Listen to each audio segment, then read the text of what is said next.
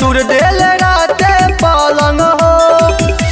आहिर माई बड़ी टूटता ये सखी अलंग हो। सैया तुर देल राते पलंग हो। पूरा राते पड़ल हम पे भारी बा। ढोरी चाटे वाला काम जारी बा। हमरा बलमू के गाठे के बीमारी बा। ढोरी चाटे वाला काम जारी बा। हमरा रजऊ के गाठे के बीमारी बा। गाठे के बीमारी बा। गाठे के बीमारी बा। रातिया में हु करे ले खेला। दिन भर कमर बथेला। दूर होखे के नाम न लेवे जब उ हमसे सटेला।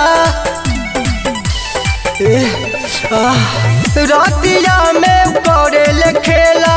दिन भर कमर बथेला। दूर होखे के नाम न लेवे जब उ हमसे सटेला। का कहीं बढ़ल हमर लाचारी बा। ढोरी चाटे वाला काम जारी बा। हमरा बलमू के गाठे के बीमारी बा। ढोरी चाटे वाला काम जारी बा। हमरा सैया के गाठे के बीमारी बा। गाठे के बीमारी बा। गाठे के बीमारी बा।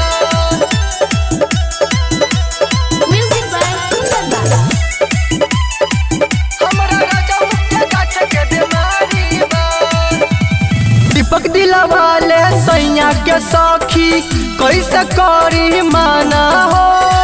भइल बारे उ त ढोरी के हमरा ये सखी दीवाना हो। निहारता दीपक दिलवाले सैया के सखी कैसे करी माना हो। भइल बारे उ त ढोरी के हमरा ये सखी दीवाना हो।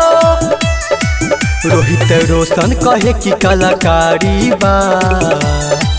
ढोरी चाटे वाला काम जारी बा। हमरा सैया के गाठे के बीमारी बा। ढोरी चाटे वाला काम जारी बा। हमरा सैया के गाठे के बीमारी बा। आहिर माई।